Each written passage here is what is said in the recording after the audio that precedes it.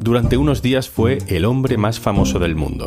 Había sido el brazo ejecutor a la sombra del tirano, y ahora desde esa sombra intentaba apuñalarle. Luego desapareció. 2 meses después ha tenido un misterioso accidente de avión. Soy Juan Luis Sánchez. Hoy en Un Tema al Día, Prigozhin, el hombre que se estrelló contra Putin.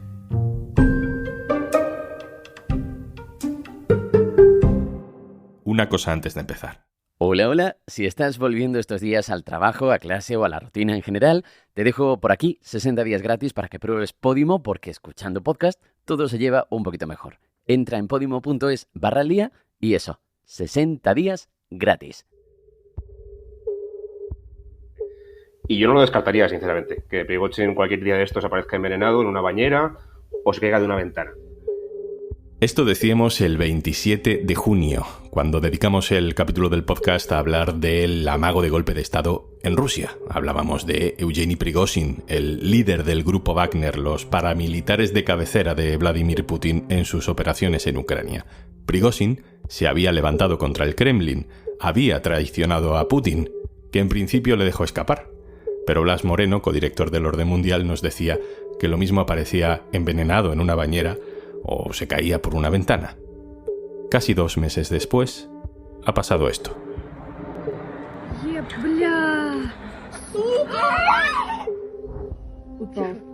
Un avión se estrellaba el 23 de agosto a mitad de camino entre Moscú y San Petersburgo. En ese avión viajaba Evgeny Prigozhin, además de otros miembros de la cúpula de su grupo Wagner. Todos los pasajeros, también él, muertos. Ha sido noticia mundial. Así terminaba sus días un hombre que fue mano derecha de Putin, primero en las recepciones y comidas con dirigentes internacionales, luego para la guerra sucia digital y finalmente como líder de un ejército paralelo con presencia en medio mundo. El 23 de junio, ese idilio se rompió. Prigozhin, enfrentado a los jefes del ejército regular ruso, ordenó a sus hombres desplegados en Ucrania que se dieran la vuelta y que pusieran rumbo a Moscú. Por el camino fueron recibiendo el apoyo de muchos ciudadanos rusos. El mundo asistió atónito a ese enorme desafío y a las pocas horas Putin pronunció un discurso en el que llamaba traidor a quien había sido su mano derecha y uno de sus hombres de confianza. Esas palabras ya eran una sentencia. Cuando las tropas de Prigozhin estaban a menos de 300 kilómetros de Moscú, algo o alguien les hizo cambiar de opinión. Se detuvieron en seco. Putin, a cambio, les dejó ir. Se refugiaron en un país amigo, en Bielorrusia. 2 meses después de aquel golpe, un accidente. Un accidente de avión. Eso dice la versión oficial, aunque evidentemente todo el mundo mira al Kremlin como responsable de ese accidente. Blas Moreno, codirector del Orden Mundial y profeta. Hola. ¿Qué tal, Juanlu? ¿Cómo estás? María Ramírez, corresponsal internacional del diario.es. Hola. Hola, buenas. No fue en una bañera ni fue tirándose por una ventana, pero lo hablábamos con vosotros en junio. Prigozhin podía estar perfectamente condenándose a muerte con aquel desafío a Putin. La muerte le ha llegado 2 meses después. Supongo que, María, lo primero que tenemos que preguntarnos es qué pasó en ese avión.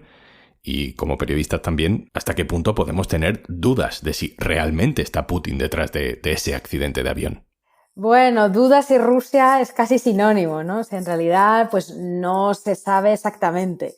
La investigación de fuentes occidentales y también otras de medios críticos con el Kremlin apunta a que hubo una explosión a bordo y eso coincide con el hecho de que no hubiera una señal de alarma del piloto antes de que el avión se estrellara. Y también las webs, estas que siguen los vuelos, pues no notaron ningún movimiento extraño en la ruta antes de los últimos como 30 segundos del vuelo. O sea, que hubo una explosión a bordo, eso está claro. Fuentes occidentales creen que, visto su pasado, pues efectivamente lo más plausible es que Putin o alguien cercano a Putin diera la orden, pero la verdad es que hasta ahora los servicios de inteligencia también han dejado claro que no tienen una información suficiente como para afirmar algo así con rotundidad, aunque mirando al pasado de Putin, pues sabemos de otros casos donde ha eliminado a rivales o críticos o personajes incómodos para él. si quería matarle, ¿por qué Putin ha esperado 2 meses? Quiero decir, en este tiempo Putin primero pide a Bielorrusia que acoja allí al grupo Wagner para no tenerles ni en Rusia ni en Ucrania, en una especie de asilo consensuado. Luego vimos a Prigozhin en Rusia, en una cumbre sobre África, organizada por Rusia. Y luego le vimos de nuevo en África, como dirigiendo tropas, no se sabe muy bien dónde, en un vídeo que publicó en internet. Parecía que Putin le iba a dejar en paz. Pero estaba esperando. ¿Por qué? Primero porque Prigozhin, aunque pensemos que es una persona, despreciable, un mercenario, con muy mala prensa en Occidente, en Rusia tiene muy buena prensa. Hay mucha gente que le quiere y que le apoya y que compartía con él sus mensajes de crítica al gobierno y su forma de gestionar la guerra de Ucrania, que si bien es muy cruenta, desde luego también ha sido bastante efectiva, ¿no? Entonces, si él te desafía tan abiertamente como lo hizo Prigozhin y después pactas con él algo y a los 2 días, de forma un poco sorprendente o sospechosa, desaparece, muere, pues la sensación es evidente, ¿no? Putin ha ordenado su ejecución. Sin embargo, si lo que haces es esperar un par de meses, das más tiempo para que la gente se olvide del tema tú también tienes tiempo para gestionar esa transición, porque no olvidemos que Prigozhin controlaba al grupo Wagner, que es una empresa muy importante a nivel influencia exterior para Rusia, en continentes como África, en países como Sudán, por ejemplo, Libia o la República Centroafricana, y eso no se puede hacer en 2 días. Tienes que hacer una transición, tienes que asegurarte de controlar a toda esa gente de la que dependía Prigozhin, las tropas también de Wagner que había desplegadas en Ucrania y era en Bielorrusia, qué va a pasar con ellas, etcétera, ¿no? Eso no se puede hacer en 2 días.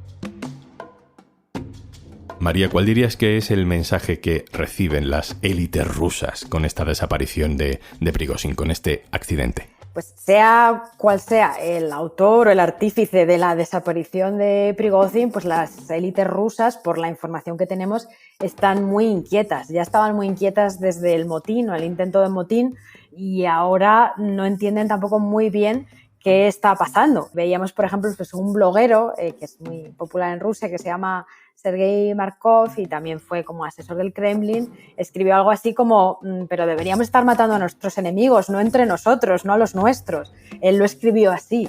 Y claro, la verdad es que pues desde un poco los últimos meses, estos de inquietud sobre qué pasaba con Prigozhin y cómo es que Putin se lo estaba tomando tan bien, entre comillas, pues la élite rusa también está un poco perdida dentro de las batallas internas del Ministerio de Defensa. Hablemos del futuro, hablemos de las consecuencias, por ejemplo, políticas de esta muerte, porque en este caso Putin no ha envenenado a una persona defensora de las libertades occidentales para Rusia, ni ha encarcelado a un activista crítico con la falta de democracia. En este caso hablamos de un líder militar ultranacionalista. ¿Puede convertirse Prigozhin, Blas, en un mártir? ¿Puede alimentarse un tipo de oposición aún más radical en lo nacionalista que Putin? La oposición ultranacionalista o más radical dentro de Rusia es, sin ninguna duda, la más preocupante para Putin. La oposición democrática liberal en Rusia no tiene casi cabida ahora mismo, no tiene potencia política, no está en las instituciones, está perseguida, está escondida y en muchos casos incluso está encarcelada o en el exilio.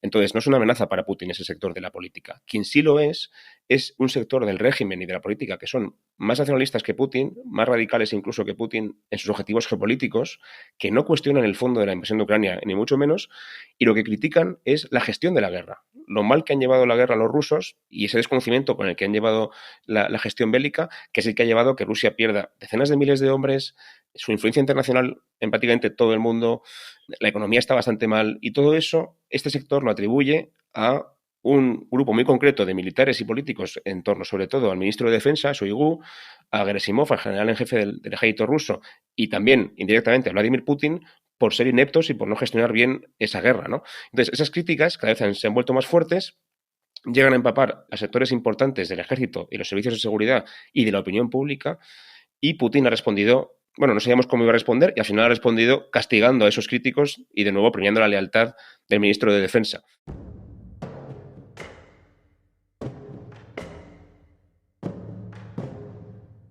María, en lo puramente militar, ¿en qué situación quedaría ahora mismo este grupo de mercenarios?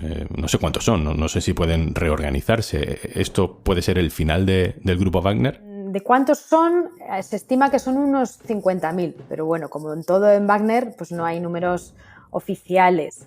Algunos ya se están integrando en el ejército porque eso es un poco el plan que había propuesto Putin ya desde antes del motín.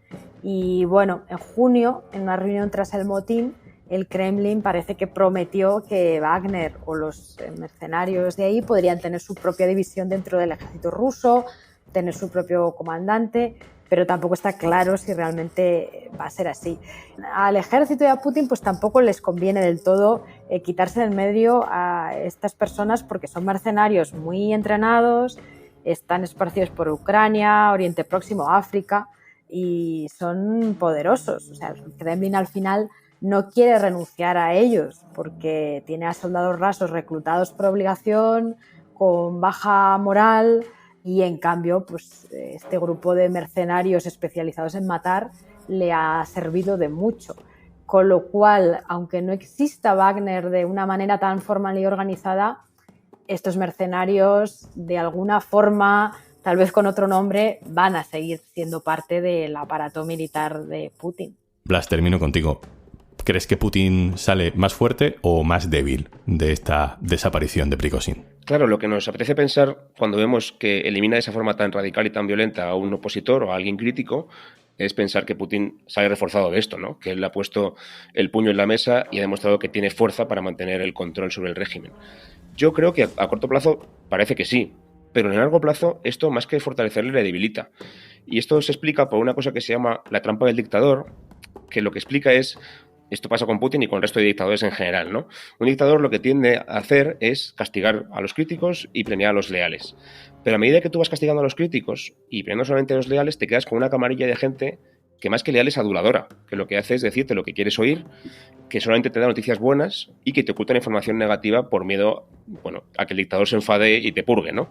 Entonces, a largo plazo lo que consigue Putin con este tipo de movimientos tan violentos es meter miedo en toda la élite del gobierno ruso y mandar el mensaje de tenéis que decirme lo que quiero oír, aunque no sea verdad, digamos, ¿no? Y a largo plazo eso consigue pues que a Putin le llegue información peor, de peor calidad, que le mientan y eso va a repercutir negativamente en el resultado de la guerra, en la gestión de la guerra y en general en la gestión del país. La conclusión es Putin y su régimen son más débiles a largo plazo porque la paranoia se extiende por el Kremlin y quien quiera sobrevivir tiene que huir o adular al régimen o derrocarlo. Y ninguna de esas tres opciones es buena para Putin en largo plazo. Blas Moreno, El Orden Mundial, muchas gracias por pasarte por aquí otra vez. Gracias a vosotros como siempre. Un abrazo. María Ramírez, compañera corresponsal internacional del diario.es, muchas gracias. Gracias a vosotros.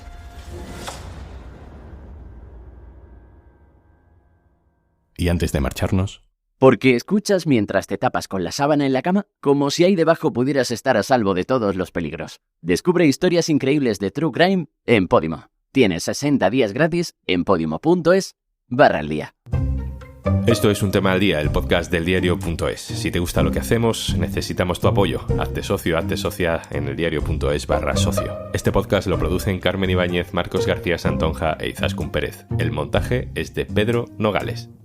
Yo soy Juan Luis Sánchez. Mañana, otro tema.